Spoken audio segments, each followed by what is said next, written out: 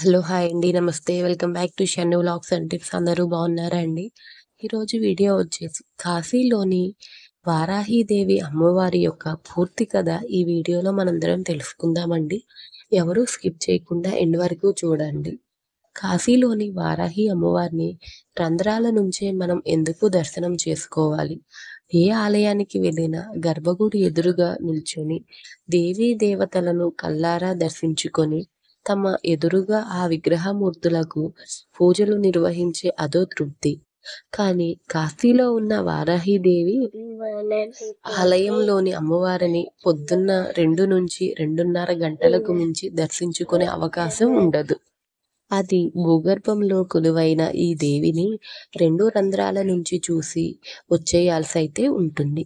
క్షేత్రపాలికగా కాశీని కాపాడటమే కాదు, భక్తుల సమస్యలను నివారించే శక్తి స్వరూపిణిగాను వారాహీదేవి అయితే అక్కడ పూజలు అందుకోవటం మహా విశేషం. ఉగ్ర స్వరూపం వారాహముఖం కలిస్తే వారాహీదేవి. చక్రం ఖడ్గం ధరించిన ఈ దేవి ఆలయంలోని భూగర్భంలో ఉంటుంది. కేవలం పూజారి మాత్రం రోజు పొద్దున్నే తెల్లవారుజామున ఆలయానికి వెళ్ళి అమ్మవారికైతే అభిషేకాలు ఇతర పూజా కార్యక్రమాలైతే నిర్వహించి హారతి ఇచ్చేసి గర్భగుడి తలుపులను మూసేస్తాడు.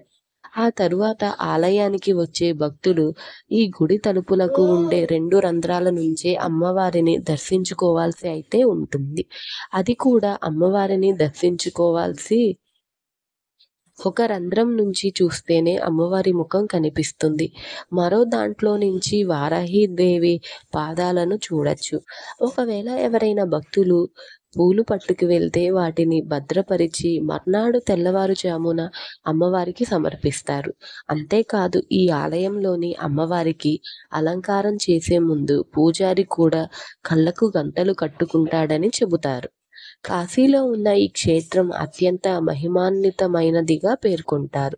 ఆషాఢ మాసంలో నవరాత్రుల పూజలు, అందుకనే ఈ దేవి గ్రామ దేవతగా కాశీని అయితే కాపాడుతుందని పురాణాలైతే చెబుతున్నాయి.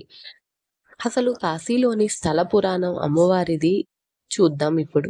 దుర్గాదేవి రక్తబీజుడు అనే రాక్షసుడిని సంహరించేందుకు తన శరీరం నుంచే మాతృకలను సృష్టించినప్పుడు వరాహమూర్తి నుంచి వారాహి శక్తి ఉద్భవించిందట. ఆ వారాహీదేవి రక్తబీజకుడైన కూర్చొని తన దంతాలతో అతన్ని అంతమొందించిందని పురాణాలైతే చెబుతున్నాయి. కాశీఖండం ప్రకారం శివుడు 64 మంది యోగినీలను కాశీకి పంపించాడట. వాళ్ళందరికీ కాశీ పట్టడం నచ్చడంతో అక్కడే ఉండిపోయేందుకు సిద్ధమయ్యారట. ఆ యోగినీలలో వారాహీదేవి కూడా ఉందని, అప్పటి నుంచి అమ్మవారు కాశీని దుష్టశక్తుల నుంచి కాపాడే గ్రామదేవతగా వ్యవహరిస్తోందని ప్రతీతి. వారాహీదేవి సప్తమయ్యేసరికి ఆలయం నుంచి బయటకు వచ్చి కాశీనగర సంచారం చేసి తిరిగి తెల్లవారుజామున గుడికి చేరుకుంటుందట. అలా వచ్చినప్పుడే పూజలు నిర్వహిస్తారు. ఆ తరువాత దేవి విశ్రాంతి తీసుకుంటుందని అంటారు. అమ్మవారిది ఉగ్ర స్వరూపం కావడంతో పాటు ఆమె ప్రశాంతతకు భంగం కలగకుండా ఉండేందుకు తలుపులు మూసేస్తున్నారని స్థల పురాణం అయితే మనకి చెప్తుంది. పాండవులు కూడా ఈ అమ్మవారిని దర్శించుకున్నారని, ఇక్కడ దేవిని నేరుగా చూడలేకపోయినా కొలిచిన వారికి ఆమె కొంగు బంగారమని భక్తుల యొక్క నమ్మకం. అనారోగ్య సమస్యలు, కోర్టు కేసులు, దుష్టశక్తుల బెడరాలు ఉన్నవారు ఈ ఆలయానికి ఎక్కువగా వస్తుంటారని అంటారు. రోజువారీ జరిగే పూజలు ఒకటైతే ఆషాఢ మాసంలో అమ్మవారికి ప్రత్యేక నవరాత్రులు నిర్వహించడం మరొకెత్తు. అదేవిధంగా శ్రావణ మాసంలో చేసే ఉత్సవాలతో పాటు దసరా నవరాత్రుల సమయంలోనూ విశేష పూజలైతే అమ్మవారికి చేస్తారు. ఒకప్పుడు ఇక్కడ నరబలులు కూడా ఇచ్చేవారట. క్రమంగా అది పోయి అమ్మవారికి రక్తాభిషేకాన్ని అయితే నిర్వహించేవారని, ఇప్పుడు ఈ ఆచారం కూడా పోయిందనైతే చెబుతారు. లక్ష్మీదేవి స్వరూపంగాను కొలిచే వారాహీదేవిని బౌద్ధులు వజ్ర వారాహినిగా పిలుస్తారు. దేశంలోని వివిధ రాష్ట్రాల్లో ఉన్న వారాహిదేవి ఆలయాల్లో అమ్మవారిని రకరకాల పేర్లతో కొలుస్తున్న పూజల్ని మాత్రం ఎక్కువగా రాత్రిపూటే నిర్వహించే సంప్రదాయం అయితే కొనసాగుతుంది.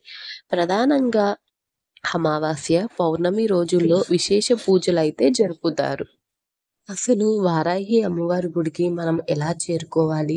వారణాసికి ఎలా వెళ్ళొచ్చు?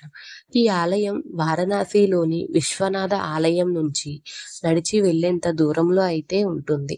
వారణాసికి విమానం లేదా రైళ్లల్లో చేరుకుంటే అక్కడి నుంచి వారాహిదేవి ఆలయానికి వెళ్ళి ఉదయం 5-8 లోపు దర్శించుకోవచ్చు. దాని తర్వాత అమ్మవారి గుడి అయితే తలుపులైతే వేసేస్తారండి. ఈ వీడియో కనుక మీకు నచ్చినట్లయితే ఒక లైక్ చేయండి. మన ఛానల్‌ని ఎంతో సపోర్ట్ చేసిన వాళ్ళవుతారు. ఎవరైనా ఫస్ట్ టైం మన ఛానల్ చూస్తున్నట్లయితే షన్ను వ్లాగ్స్ అనే టిప్స్ అనే ఛానల్‌ని సబ్స్క్రైబ్ చేసుకోండి. ఇలాంటి మరెన్నో విశేషాలు, కథ పురాణాలైతే ఈ వీడియోలో మనం తెలుసుకోవచ్చండి. Thank you for watching. నమస్తే.